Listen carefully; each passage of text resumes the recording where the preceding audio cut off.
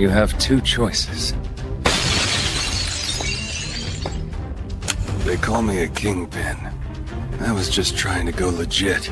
In my last life, I watched a girl get stabbed to death 3 feet from where I was sitting. Her father went insane, destroyed 3 gangs in a year, and I built my empire on the ashes of her corpse. Now I was back, tied to the same chair, in the same factory, and she was right next to me, alive, screaming, and about 3 minutes away from dying all over again. I wasn't going to let that happen twice. Let me back up. My name is Leon. I started running the streets at 16, built a criminal empire by my 20s, and watched it all collapse. 10 years in prison. My best friend Renee took the fall for 12, and Andre, the biggest, loudest, most loyal brother I ever had, died covering my escape. After I got out, Renee and I drank ourselves stupid one night, and I woke up here, 20 years in the past, 16 years old again, tied to a chair in an abandoned factory with wet concrete in my skull and rope burns on my wrists, bare light bulbs swinging on frayed wires, the crack in the ceiling above the 3rd support beam, the loading dock door jammed shut with a bent crowbar. I knew every inch of this place because this was where everything started going wrong the first time. The girl beside me was Claire, deputy director's daughter, oval face, smoky eyeliner, screaming at her kidnapper about knowing who her father was. Not the best strategy when you've been kidnapped, but she didn't know that yet. In about 3 minutes, Scarface's knife would slip during a moment of panic. She'd bleed out on this concrete floor. Her father would burn down half the underworld looking for answers. And I'd step over her grave to build everything I eventually lost anyway. Not this time. Scarface stood in front of her, waving a stun gun like a man who'd watched too many movies and learned nothing useful. Leather jacket, a scar running from his left ear to his jaw. He looked mean enough, sure, but I could see the way his fingers trembled on the grip. He noticed me staring. "Hey, Boss Leon's awake." He poked my cheek with the stun gun, grinning like he'd caught a prize fish. "What's with that look? Trying to hit me?" "Scarface," I said, keeping my voice level. "Renee and his boys are already looking for us. When they find this place, it won't end well for you." That set him off. He grabbed my collar and yanked me forward, chair scraping across concrete. His face was contorted, veins bulging in his neck. "You're a prisoner, and you're still acting arrogant? You took everything from me, Leon? If you won't let me live, then we all die together." He was shouting, but what I heard underneath was desperation. In the 6 months before this kidnapping, I'd apparently steamrolled every bit of business he had in Eastside. He couldn't afford cigarettes. He was taking out bank loans to feed his little brother, a gangster, taking bank loans. That was the saddest thing I'd heard since waking up. "We can cooperate," I said, sincere, calm. "Your guys and mine. We take Eastside together." His mouth fell open. The stun gun drifted away from my face. "Don't lie to me," he stammered. "You're too domineering. If you wanted to cooperate, you would have done it already. I see backbone in you, Scarface. We're all in this together. One word is all it takes." His eyes darted back and forth. The man was actually thinking about it. The 3 henchmen behind him exchanged confused glances. Claire stared at me like I'd lost my mind. Maybe I had, but I'd also lived through the next 20 years and knew exactly how this scene ended if I didn't change it. "Fine," Scarface said. "I'll trust you this once." He waved at his boys. "Untie him." The ropes loosened. I stood up, rolled my wrists twice, casual. Then I lunged. My hand found the dagger at his waist before he could blink. One pull, one grab of his hair, one hard kick to the chest. Scarface crumpled like wet paper, gasping on the concrete. A henchman came at me with an iron bar. I sidestepped, caught his arm, twisted. The crack was loud. He dropped screaming. The other 2 looked at each other, looked at their boss on the floor, and ran. Smart men. Claire was frozen, chest heaving, eyes the size of dinner plates. I cut her ropes. "Go tie them up," I said. "Me?" I gave her a look. "If you don't tie them up, I'll tie you up." She grabbed the rope, muttering something under her breath. When she was done, I looked at her handiwork. Perfect little bows on their wrists. "With that skill, you could work in a gift shop," I said. Her ear tips turned red. I didn't mention that the girl standing in front of me was supposed to be dead. That in my previous life, this was the scene where everything shattered. Instead, I pulled the hood of her jacket, made her look at me. "We're on the same side now. When we get out, you tell them you disarmed the knife in self-defense. I was the hero who intervened." I pressed the dagger into her palm. She stared at it like I'd handed her a live grenade. Then I turned to Scarface, hauled him into a chair, and flicked the knife near his face. He flinched so hard, the chair almost tipped over. "Where's my phone?"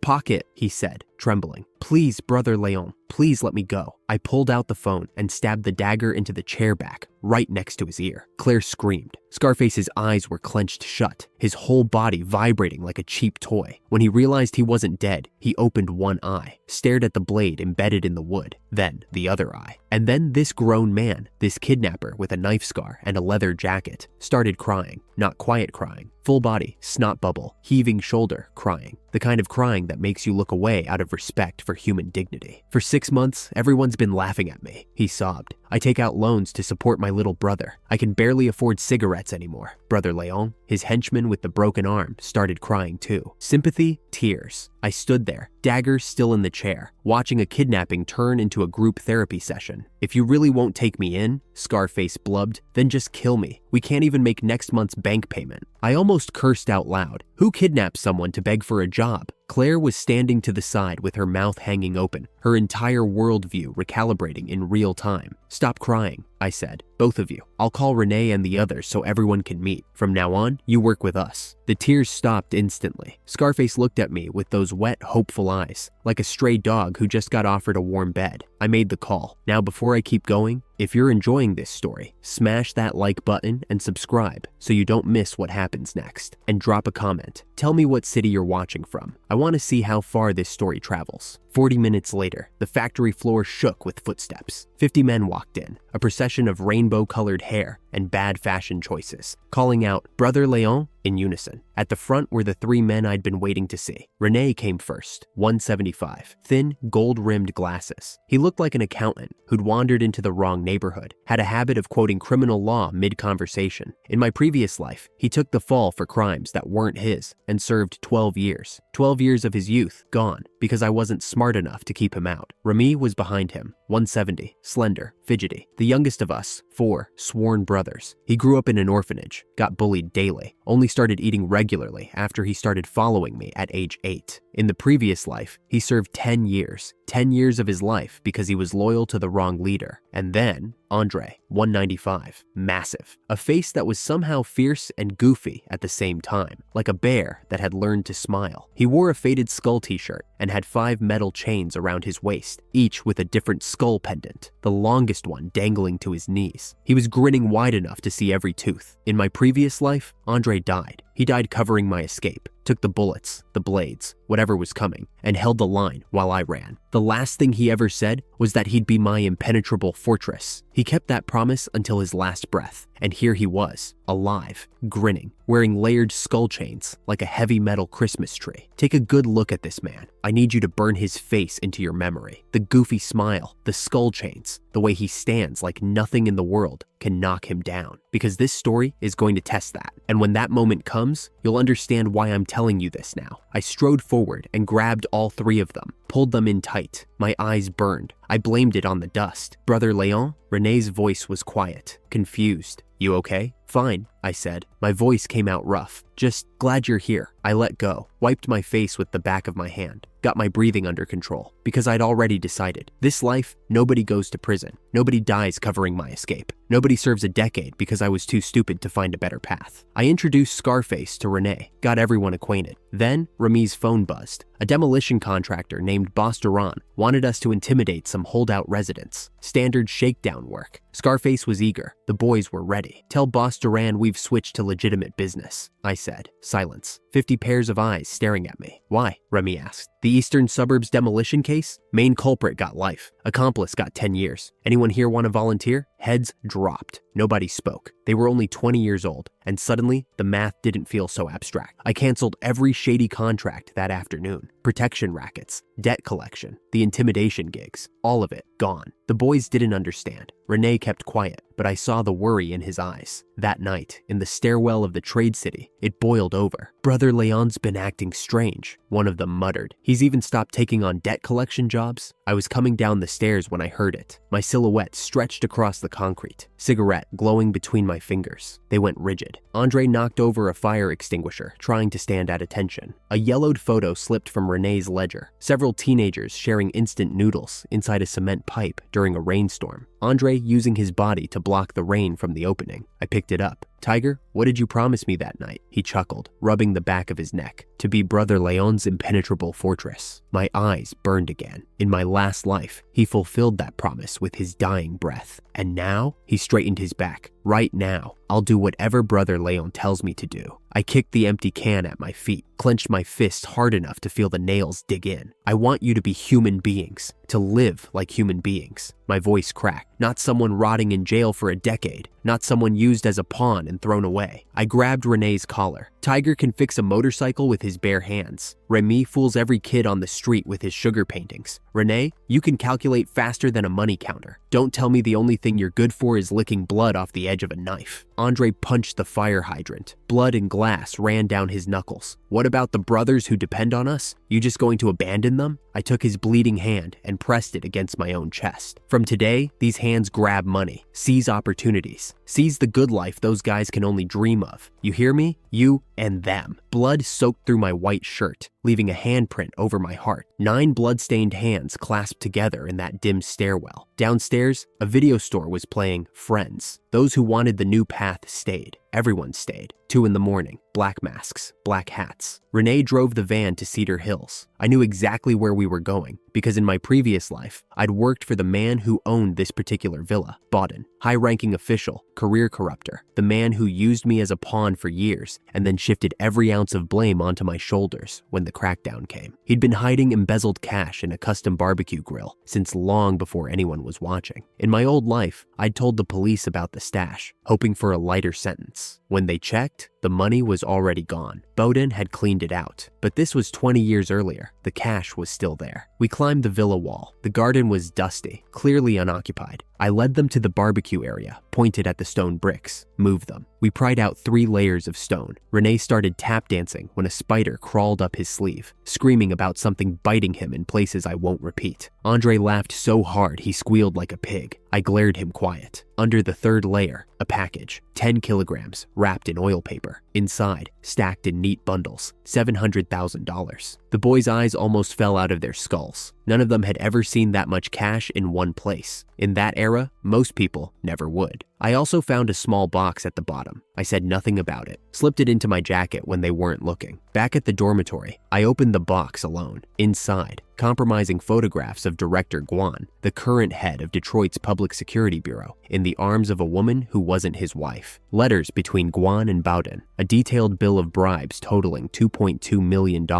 spread across 3 departments. A bomb, a career-ending, faction-toppling bomb. I couldn't use it directly. I was a 16-year-old vocational school student with a reputation for street fighting. If I handed this to anyone in an official capacity, I'd be dead before breakfast, but I knew someone who could use it. Someone who'd been clawing for a promotion and just needed the right weapon. Claire's father, Deputy Director Henri. In my previous life, it was Henri's task force that eventually brought me down. This time, I wanted him as an ally. Next came the transformation, but first, I had to confront what I was working with. Andre was wearing 5 layered skull chains at his waist, the longest dangling to his knees. Scarface had on a leopard print shirt and drop crotch pants with the crotch opening at knee level. Remy's denim jacket was covered in so many rivets, it could double as a weapon. The youngest jacket could be thrown and used as a mace, I said, my temple throbbing, and Scarface's pants could fit 2 live chickens in the crotch. You go out looking like this? Scarface yanked his waistband defensively. Brother Leon, this belt is genuine. That's a women's belt. The buttonholes are torn and held together with wire. I dragged them to the hair salon first. Tony the hairdresser, rocking a multicolored parrot dye job,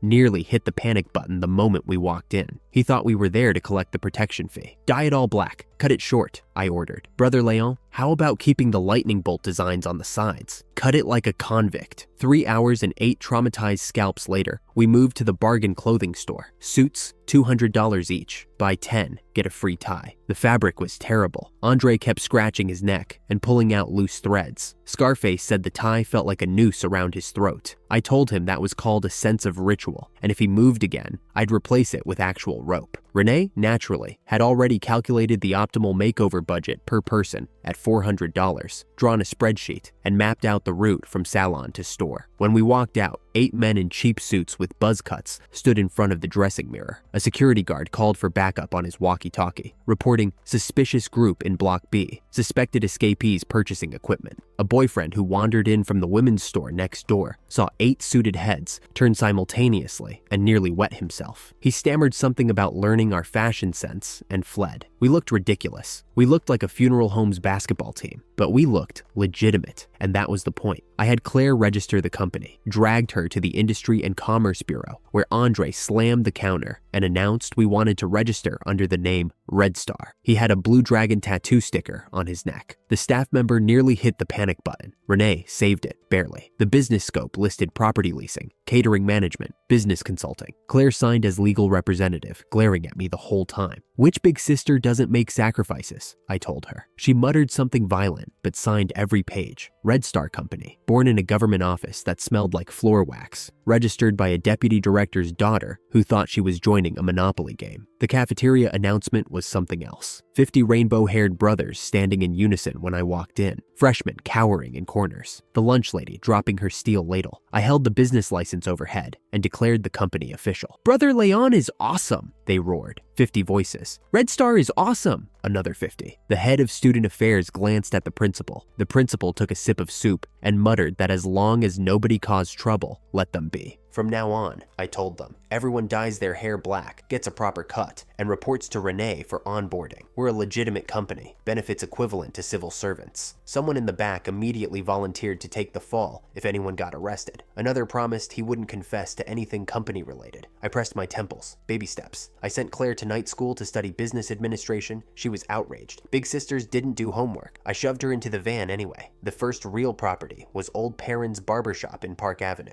I knew this neighborhood was slated for demolition because I'd lived through it. Compensation would triple the purchase price. I bought it for $150,000. Then came Maple Street. An old lady named Liu had a small 2-story house. Her son owed $300,000 to a casino run by a local thug called Brother Jacques. Loan sharks had been throwing paint on her walls for weeks. She poured dishwater on us from the second floor when we knocked, thinking we were more of the same. Claire talked her down, softly, gently, holding up the business license with a smile. Andre tried to look friendly, grinning so wide his tiger teeth showed, announcing that our company even paid 5 social insurances and a housing fund. The old lady came downstairs. We negotiated. $200,000, fair price. Claire pushed the deposit across the table. That was when 3 blonde-haired thugs kicked in the courtyard gate. They worked for Brother Jacques. The lead one pulled a switchblade, started screaming that the house belonged to their boss, that the gambling debt meant nobody else could buy it. Old Lady Moreau grabbed a spatula and tried to rush them. Claire tackled her around the waist. Renee quietly kicked a bottle of pesticide under the cabinet, away from the old woman's desperate glance. "The deal is done," I said, slowly unbuttoning my cufflinks. "All irrelevant personnel, please leave." Scarface closed the door behind them. Renee pulled out a camera, red recording light blinking. The thug lunged with his switchblade. Andre stepped in with a whip kick that snapped the man's wrist. The knife clattered to the floor. While filming, Renee calmly narrated that it was a radial fracture, minor injury level 2, legally defensible as self-defense. Brother Jacques showed up 20 minutes later with 20 motorcycles. Saw me sitting at the table. The dragon tattoo on his shoulder twitched. We had history. Last year, I'd raided his casino twice after he lured my schoolmates into gambling. He looked at his broken-wristed thug, looked at me, did the math. "Brother Leon, the flood has submerged the Dragon King Temple," he said, forcing a smile. My underlings were out of line. We settled the old lady's gambling debt for $100,000. Brother Jacques took the money and left with murder in his eyes, but he left. Old Lady Moreau wept, tried to kneel. Claire pulled her up.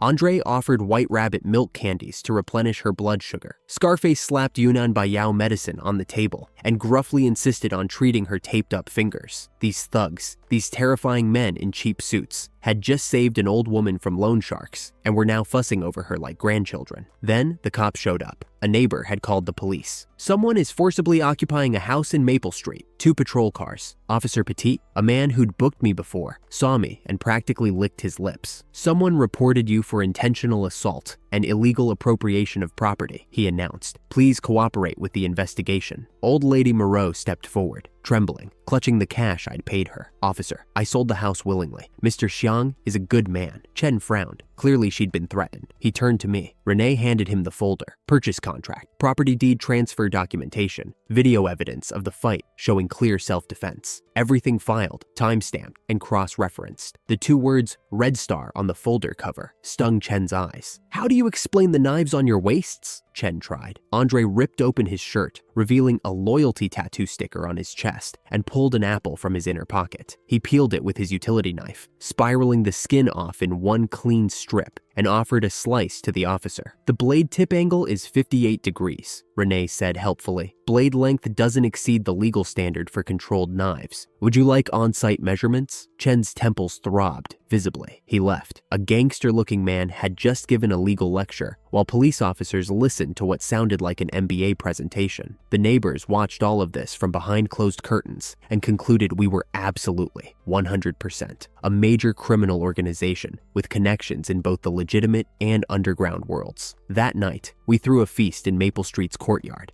Beer and takeout, 20 men around the octagonal table. Every house on the street had its lights off and doors bolted. They thought we were holding a summit. When the drinking wound down, I pulled Renee and Andre to the backyard. An old locust tree stood there, thick as a water barrel, branches spreading wide. Under it, a small table and 3 chairs, where the Liu family used to eat and cool off. The old lady's words echoed in my mind. Her father used to say the family was a treasure, that as long as the locust tree stood, the family would never fall apart. I remembered a news story from my previous life. After being driven out, the old woman dug up silver coins under this tree. Brother Jacques' thugs killed her trying to steal them, and they all got caught in the subsequent crackdown. Not this time, not in this life. Grab shovels, I said. We dug for an hour around those roots. Then, Andre's shovel hit metal, a rusted iron suitcase, buried for decades. Inside, 428 silver dollars, gleaming faintly in the moonlight. Renee struck 2 coins together, and the clear ring sent an owl flying off a branch. At the bottom of the box, something else. A small case, palm-sized, gilded bronze, with tiny pearls and turquoise forming an intricate pattern. Inside that case, a jade bracelet, entirely emerald green, crystal clear. Even someone who knew nothing about jade could tell this was the real thing. I didn't know exactly what it was worth yet, but I knew from my previous life that objects like this appreciated in ways that made stock markets look lazy. I closed the box carefully and said nothing about its future value. Renee took photos with a digital camera. Andre didn't care about prices. He'd let his brothers handle the thinking, same as always. Now, hold on to this detail for me. A jade bracelet dug out from under an old lady's locust tree. Doesn't sound like much right now, does it? Just a pretty stone in a rusted box. Keep it in the back of your mind. When this bracelet shows up again, everything changes. And I mean everything. We had Uncle Benoit, an old antiques dealer who owed me favors, appraise the silver coins. His shop sat next to a toilet in the market, display cases full of obvious fakes. But the man knew real from counterfeit. He confirmed the dragon-signed coin alone was potentially worth millions at auction. The rest were genuine Yuan Shikai silver dollars, worth holding. With 700,000 in seed capital, a growing property portfolio, and a treasure chest of antique silver, I turned to the last piece of the puzzle, Henri. Through Claire's casual mentions, I learned her father went night fishing near Oakwood Cemetery. Renee and I scouted the lake during the day, found his fishing spot by the dried earthworms, and snapped leader lines. A platform fishing expert, the old man had expensive taste in hobbies. That evening, Remy staked out Henri's apartment building. When the target left carrying his fishing box, one phone call set us in motion. I lay prone in the reeds by the lake, grasshoppers crawling on my neck, stinking mud soaking through my clothes. Henri set up his chair, attached a luminous float, hummed while he fished. He caught a crucian carp in 30 minutes and was happy about it. I texted Renee. On cue, Renee exploded out of the tree line on the opposite bank, stumbling with a wine bottle, screaming about blasting fish with firecrackers. He lit one and threw it at the water. Henri shot to his feet, grabbed his landing net, and chased the drunk into the woods. The moment he was gone, I sprinted to the fishing box, opened the hidden compartment in the lid, slipped the envelope inside, corner positioned so the lid wouldn't close flush. He'd notice it. 10 minutes later, Renee picked me up on the main road and we drove to the bathhouse. Henri walked back panting. He was about to pack up when he noticed the envelope. Waterproof craft paper, slightly out of place under his lamplight. Inside, he found the photographs of Director Guan, the bribery bills, the letters, everything Baudin had been hoarding as insurance. Within hours, the deputy director was at his old mentor's house, hands shaking. Old Laurent, the retired political fox, looked at the evidence and smiled the kind of smile that ends careers. The materials reached the municipal party committee by the next morning. Secretary Chen's faction had been waiting for exactly this kind of ammunition against Mayor Shu's people, and Henri, the deputy director, who'd been treading water for years, now had a career-making corruption case in his hands. He also had a daughter who'd been saved from kidnappers by a certain vocational school student and an anonymous benefactor who clearly knew things no ordinary person should know. He couldn't move against me without exposing how he got the evidence. He couldn't ignore me because his daughter was already calling herself big sister of my company. He couldn't investigate too deeply because every answer would raise worse questions. I didn't need him to like me. I needed him stuck, an ally who couldn't afford to be an enemy. The chessboard was set, Henri in check, Red Star Company registered, 5 properties in play, a crew in cheap suits learning to quote property law instead of swinging pipes, a jade bracelet hidden away, its true value known only to me, 700,000 in capital, and a box of silver dollars appreciating by the day. Every legitimate move I'd made, from registering the company to helping the old lady to sending Claire to night school, would look to outside observers like the careful maneuvering of a criminal mastermind. I was trying to go straight. The whole world was determined to see a kingpin. And honestly, looking at the facts from their angle, I couldn't entirely blame them.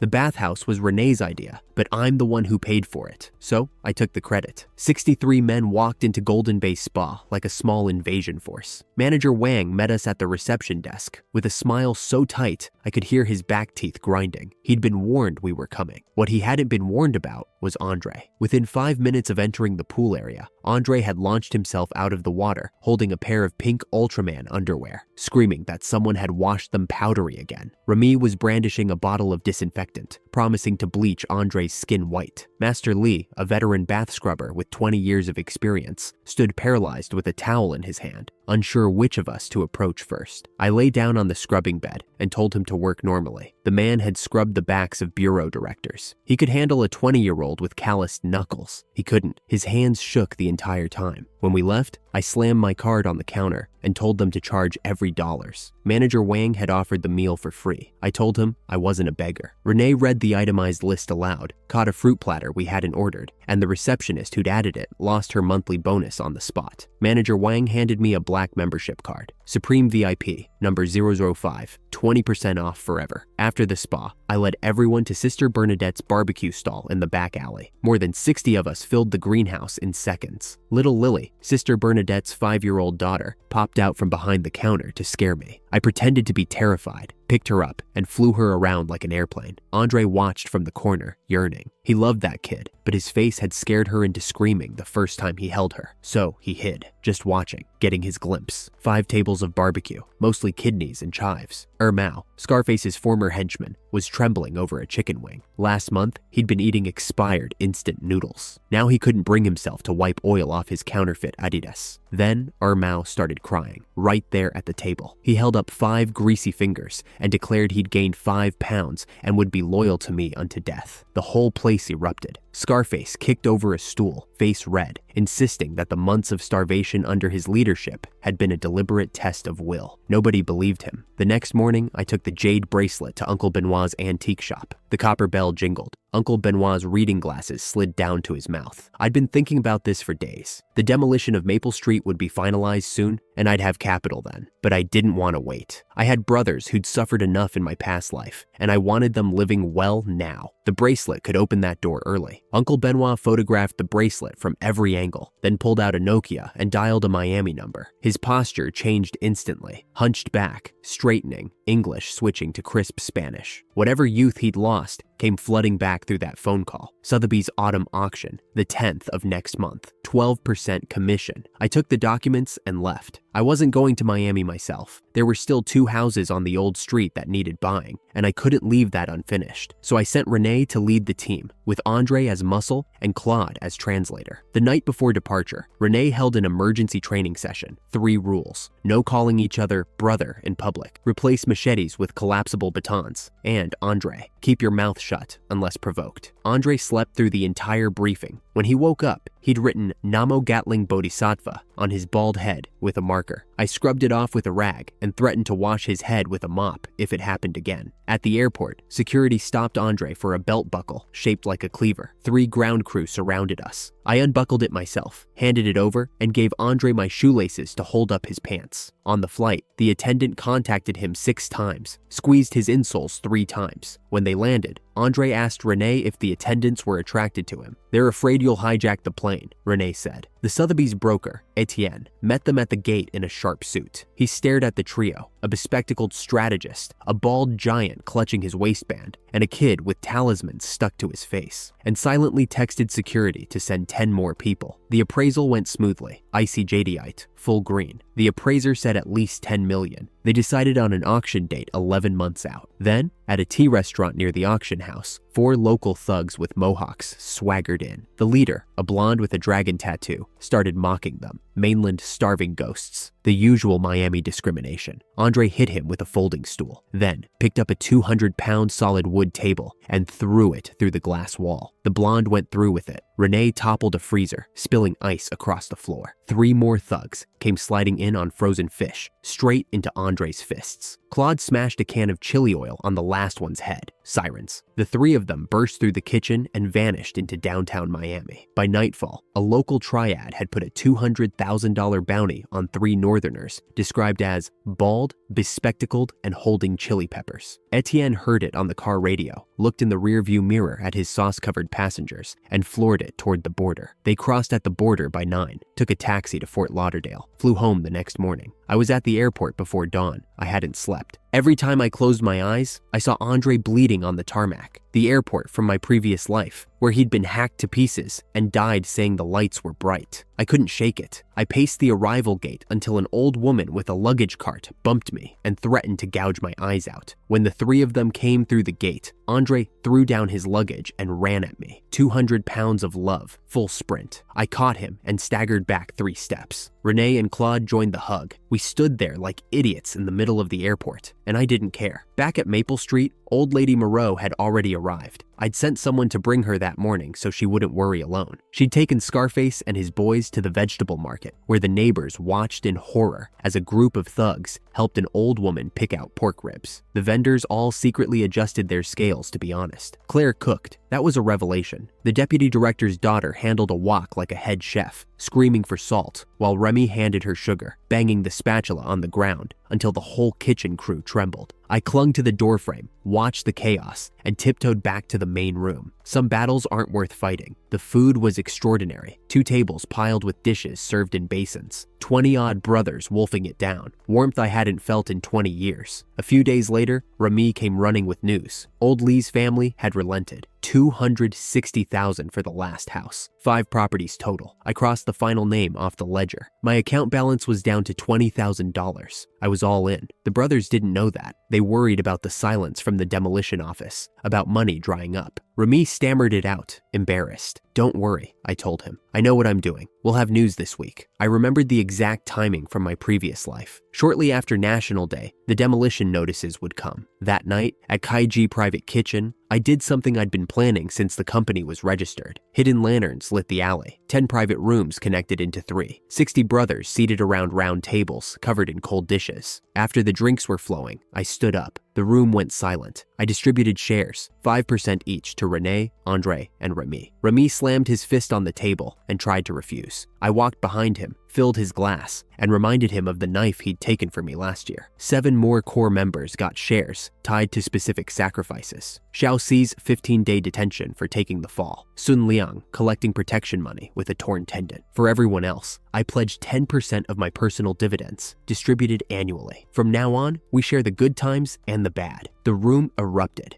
Grown men with criminal records and no families stood up with tears running down their faces, shouting that they'd follow me to the end. Scarface sat below, feelings complicated, but mostly joy. He'd been here from the beginning. Kneeling had been the best decision of his life. Then came Louis. He showed up a few days later at the Maple Street courtyard, flanked by 2 henchmen who looked ready to soil themselves. Louis, diamond earring, slicked hair, father who ran the local police station. He'd gotten inside information that Maple Street was being demolished, and he'd come to muscle me out. $2,000 per square meter. 3 days to accept. He overturned my table. Cups shattered on the floor. Andre drew his cleaver and started moving forward. I pressed Andre down, caught Renee's eye across the room. He was already standing in front of the tape recorder with a blank cassette loaded. "Did you record it? Don't worry, it's been recording." Louis delivered his threats on tape, called his father the King of East Side, promised I'd spend New Year in a cell. Then Claire walked out of the kitchen. She looked at the overturned table, the broken cups, and then at Louis. She didn't yell, didn't threaten. She just stood there and smiled at him in perfect silence. That silence was worse than any blade. Louis knew exactly whose daughter she was. The color drained from his face in real time. He begged me to convince her it was a joke. I smiled and told him to explain it to her father himself. That night, Claire took the original tape to Henri. I dropped her off at the apartment building. She called out, "Dad," just as I was standing there, and Henri materialized behind me like an attack dog who'd been waiting in ambush. I fled to the van so fast I nearly forgot to start the engine. The old mad dog. In my previous life, this man had dismantled 3 gangs in a single year. Even reborn with 20 years of knowledge, the sight of him made my palms sweat. I spent that night staring at the ceiling, replaying every word, every gesture, checking for mistakes. What I didn't know was that Henri played the tape and immediately called in Gerard for a reckoning. The next morning, Louis's father beat him with a belt until the buckle drew blood, iron end out. The old man's hands shook, not from effort, but from the knowledge that his own son had nearly destroyed his career. He threw the word at Louis like a stone: apologize or don't come home. At 6 in the morning, I opened my front door to brush my teeth and spit foam directly onto the head of a man kneeling on my doorstep, shirtless, back covered in welts, thorny branches strapped to his body like some ancient penitent. I stared for a long time before the diamond earring gave him away. "Louis?" He raised his face, a swollen, purple mess. "Brother Leon?" he croaked. "I've come to apologize with thorns on my back." The neighbors had gathered. Whispers floated through cracked doors. That I was a tyrant, that I'd beaten this poor boy half to death. My reputation was sinking by the second. I pulled him inside before it got worse. Here's what people don't understand about enemies who kneel. A man who crawls to your door either becomes your most loyal soldier or your most dangerous traitor. I'd rather have him where I could see him. And this kid, this spoiled cop's son, shivering on my doorstep with thorns on his back, don't write him off. I know he looks pathetic right now,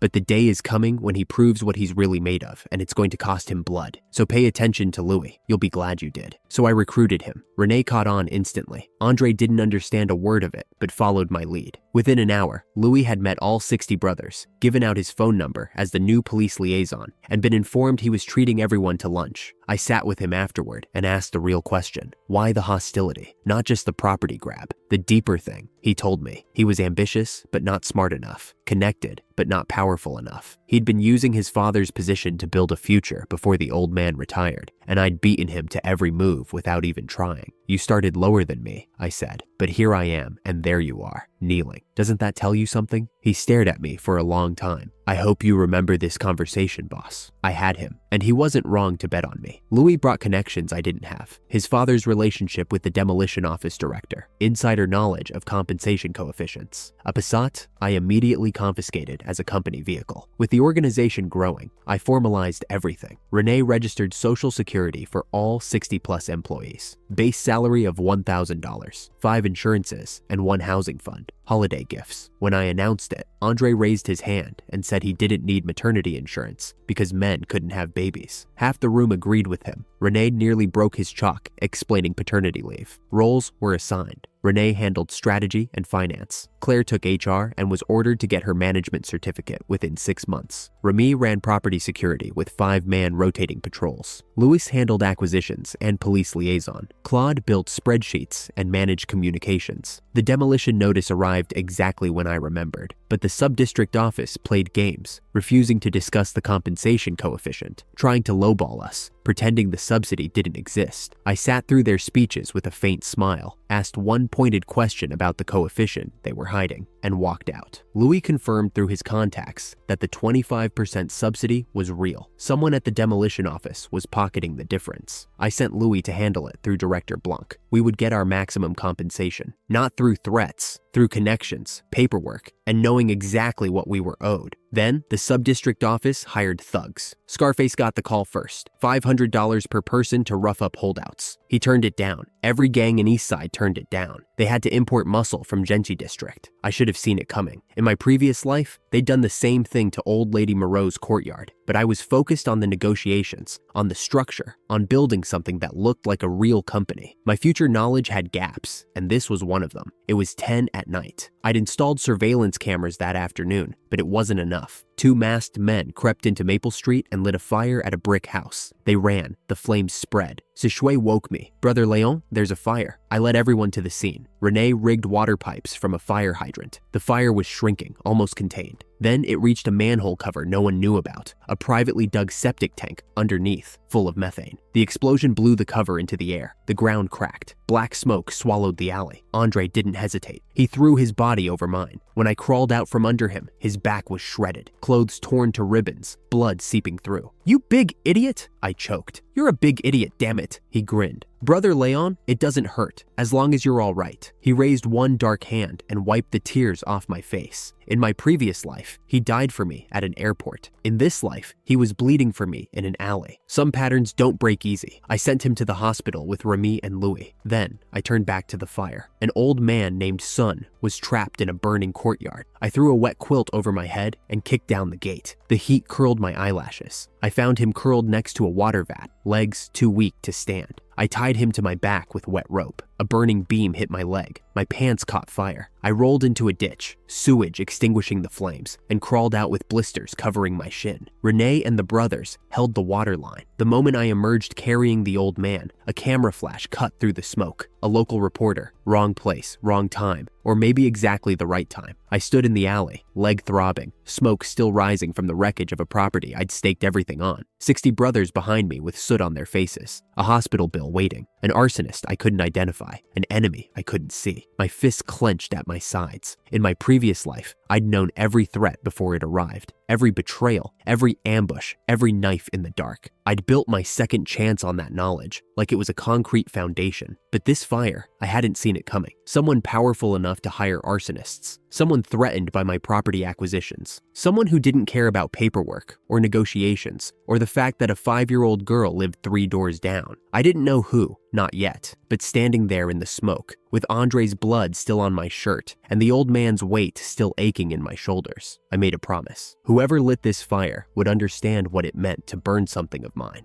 The burn unit at Detroit First People's Hospital smelled like iodine and regret. I stared at the ceiling, cataloging pain, left calf, second-degree burns under gauze that stuck to my skin every time I breathed wrong, both hands. Blistered so badly, the nurse spent 3 minutes hunting for a vein. The doctor slapped my medical record at the foot of the bed. Methane explosions had a 70% mortality rate. I'd beaten those odds by being far from the blast. Andre hadn't been far. He'd been on me. 15% of his body was second-degree burns because he'd thrown himself between me and the fire. From behind the curtain, I heard him pestering the nurse about whether his back would scar and if he could get a guangdong tattoo to cover it. The doctor told him if he moved anymore, he'd need skin grafts. Then, Andre's voice dropped, quiet, almost small. He asked me if he became crippled, could he still be a red pole? I grabbed an apple and threw it at his head. The sadness that had been building in my chest vanished. Stupid kid. They couldn't burn the nonsense out of him if they tried. Renee burst in carrying a stack of letters and newspapers, eyes bloodshot from spending the entire night helping police verify facts. The Detroit Morning Post had run the story on the front page. There I was, carrying old grandpa's son out of the flames. The headline called it a harrowing experience. The article named us specifically, students of Eastside Vocational High School who didn't flinch in the face of the raging fire. 5 groups came to offer condolences that morning alone. By afternoon, Principal Laurent walked in, bald head gleaming, trailed by a reporter and several boxes of Brain Gold supplements. The city TV station wanted interviews. We'd made Eastside proud. The principal sat by my bed, held my hand, and asked if I had any needs. I did. I told him I wanted the abandoned teaching buildings on the West Campus, the ones rotting since the 2001 merger, filled with scrapped machine tools and moldy textbooks. His smile froze. I pressed. 3 questions. How many students came from impoverished families? Had they found internships? And what was the employment rate? Each hit like a dart. I told him I'd started a company, 40+ employees from the school, $1,000 salary with social insurance. I framed it as a school enterprise cooperation, boost the employment rate, enhance the school's reputation. He told me to submit a proposal, but I saw the calculation in his eyes. That night, the 3 of us watched the evening news from the hospital room. The beautiful anchor Sandrine opened with our story. The footage showed everything. Andre tackling me out of the blast path, me carrying grandpa's son through smoke, Renee leading brothers into the fire to clear a path, Claire organizing the evacuation of women and children. Andre, Renee, and I looked at each other. Cool. In the other wards, our brothers saw themselves on television for the first time. Kids who'd spent their whole lives as rats in a gutter, suddenly called heroes by a beautiful anchor with tears in her voice. Across town, Brother Jacques' gambling den went silent when our faces appeared on the lobby TV. He told his customers we were the biggest gangsters in Eastside. The gamblers told him to shut up and let them watch. At the Fang residence, Henri watched his daughter in the evacuation footage and nearly put his fist through the coffee table. But the evidence was undeniable. He compromised. She could play with us during the day. Claire agreed sweetly, already planning her night shifts. At the Jew household, Gerard saw his son briefly in the broadcast. Louis hadn't mentioned the fire, hadn't bragged. That silence was the proof he'd grown up. 2 more days of that hospital bed. The Women's Federation director brought 8 square dancing aunties to sing revolutionary songs. Someone delivered enough red dates and goji berries to stock a postpartum ward. I tore off the gown and told Renee to process my discharge. We barely escaped. The elevator doors opened to reveal another delegation with a banner reading "Heroic Act." I ducked inside and fled. What I didn't notice was the blonde-haired man in the lobby, watching me leave, dialing a number on his phone. Back at Maple Street, the smell of Aunt Marie's cooking hit me at the courtyard gate, and I felt human again. The brothers lined up for food. Remy ran over carrying a braised pork knuckle, wiping his greasy hands on his pants, before trying to roll up my pant leg to check the wound. I slapped his hand away. Claire arrived, carrying a bag of health supplements she'd stolen from her father's study. Deep sea fish oil, vitamin C, imported protein powder. She'd even written dosage instructions. I told her to take them back. Her face fell. So I changed the subject and asked her to help change my bandage. She sat down next to me and said very softly, "Take off your pants. I'll be gentle." The words hung in the air between us. In my previous life, I'd said that exact line to more women than I could count. Hearing it aimed at me was disorienting. Before I could respond, the courtyard gate exploded inward. Thierry walked in like he owned the place, 6 thugs behind him. The last one closed the gate. He kicked over my insulated soup container, glanced at Claire, and made a comment about nightclub girls that turned my vision red. Renee was in the kitchen, kneading dough when he heard the crash. He didn't hesitate. He pulled out the walkie-talkie and growled 3 words, all back to base. Thierry's steel pipe whistled through the air toward my forehead. Renee stepped forward and blocked it with the walkie-talkie. Plastic shards flew. The second swing aimed at my burned leg, the injured one, deliberately. This man knew exactly where to hurt me. I raised the protein powder can with my backhand. The powder exploded in his face. Renee kicked him to the ground while he was blinded. Thierry screamed for his thugs to break my arm. 6 steel pipes came out. Renee started counting down. 3. The thugs laughed. 2. Thierry spat on the ground. 1. Scarface's machete cleaved through the courtyard gate. 37 men in matching black, carrying batons, filled the courtyard in seconds. Remy's blade whistled past Thierry's scalp, lifting strands of dyed yellow hair. Thierry collapsed, drenched in cold sweat. They were tied up and forced to kneel. Renee was ready to work. The brothers called him the Minister of Justice. He knew law and medicine well enough to cause maximum pain while keeping injuries technically below the criminal threshold. But then, I noticed something. One thug had a buzz cut. When Remy grabbed his ear, I saw the back of his neck, a spider tattoo, 2 triangular protrusions at the top. Andre had spotted those exact shapes on the surveillance footage back in the hospital. The arsonists had covered their faces,